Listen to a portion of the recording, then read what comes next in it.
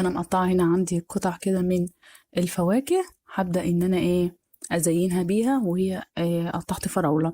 طبعا انا بملس عليها كمان مره كده بالكارت بتاعي. وعندي بقى الفراوله بتاعتي دي، خدت القلب بتاعها عشان يديكي شكل دايره، شكل قلب كده بالفراوله. ونبدا نلف عليها داير ما يدور كده بالفراوله بتاعتنا. وطبعا زي ما اتفقنا ان التزيين ده بيكون حاجه ترجع لي. يعني لو حابه تعملي بالفيونكات هنا من الكريم شانتيه وما تحطيش فاكهه، براحتك، دي حاجه ترجع لك. التزيين ده بيكون اختياري وحسب ذوقك. وانا حاولت قدر المستطاع ان احنا نتبع شويه من التعليمات والتزيين. وهبدا ان انا الف عليها بالفراوله. طبعا بعد ما بنخلص الفراوله دي باخدها وادخلها التلاجة تاني عشان الفراوله تمسك معايا كويس جدا في الكريم شانتيه. ودي باقي الحروف اللي فضلت معايا من الفراولة، فانا اخدتها حشينا بيها زي ما احنا شفنا مع بعض. وده القلب بتاع الفراولاية اللي انا عملت فيها اخدت منها قلبها عشان نزين بيها كده زي ما احنا شايفين مع بعض.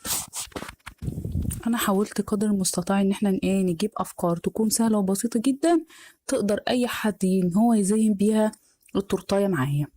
هنا اهوت انا بحاول كده انمها، بس يا رب يكون الصورة واضحة معاكي لحد ما تكتمل معايا الشكل. واخدها ادخلها التلاجة تاخد تشميعة كويسة جدا معايا، بحيث ان الفراولة دي تمسك معايا في الكريمة.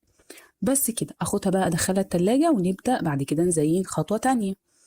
ده عبارة عن كريم كراميل، وانا كنت نزلت لكم بيه وصفة صوص الكريم كراميل. هبدأ ان انا امشي بيه على الحروف برضو عشان اداري كمان الكريمة اللي مش مستوية معايا. وممكن تستبدليه بصوص فراولة، بصوص شوكولاتة.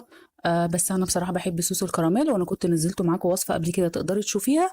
طريقته سهلة وبسيطة خالص، وبينفع معاكي في تزيين التورت والكيكات. وهمشي عليها كده تديكي شكل جمالي كده الكريمة بتاعتنا الأسفل كريم كراميل يكون نازل كده من على الحروف. وبرضو بعد ما أعمل الخطوة دي هاخدها أدخلها التلاجة عشان كل الحاجات دي تمسك مع بعضيها. يا رب بس يكون الشكل عاجبكم، ويكون تزييني إلى حد ما يكون مرضي لكل الأذواق.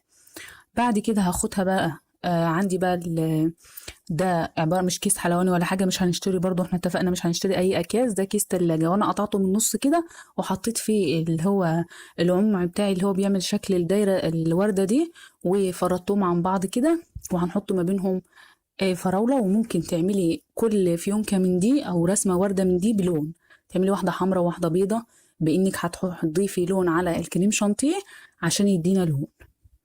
وممكن بالشوكولاتة تضيفي برضو معلقتين من الشوكولاتة الخام، الكاكاو الخام عليها تديكي دايما. ونزين بيها قدر المستطاع زي ما احنا شايفين كده مع بعض. حتى هتلاقي الكيس بيطلع كريم شانتيه من الجنب، لان بتعمليه بسكينه سخنه كده. هبقى انزل لكم بيه ان شاء الله وصفه احسن ما تشتري كيس حلواني. ولو عندك كيس حلواني او الكيس بتاع الحلويات ده يكون احسن واحسن. بس احنا اتفقنا في الوصفه دي ان احنا مش هنشتري اي ادوات. بس يا حبيبي كده فاكون انا عملت كل الوردات بتاعتي بالكريم شانتيه. وابدا بين كل ورده وورده كده نحط قطعه من الفاكهه. وزي ما اتفقنا ان ممكن تعملي وردات بلون تاني بالشوكولاته، الوانات حمراء زي ما بتحبي. وطبعا في النص كده ممكن نضيفي اي شكل، تضيفي شويه من صوص الكراميل. انا ضفت فاكهه مجففه كده في النص تديكي برضو اي شكل جمالي. ممكن شوكولاته مبشوره، ممكن مكسرات ملونه، اي حاجة موجودة عندك في مطبخك زيني بيها. هنا انا برضو دخلتها التلاجة، وبعد كده جبت عندي شوية كده من الفواكه المجففة ورشتها في النص. وممكن كنت تضيفي طبقة من الكريم كراميل وتخططيها كده يديكي شكل حلو برضو. التزويق ده يا جماعة والتزيين حاجة ترجع لي. وبكده حبايبي تكون وصفتنا خلصت النهاردة.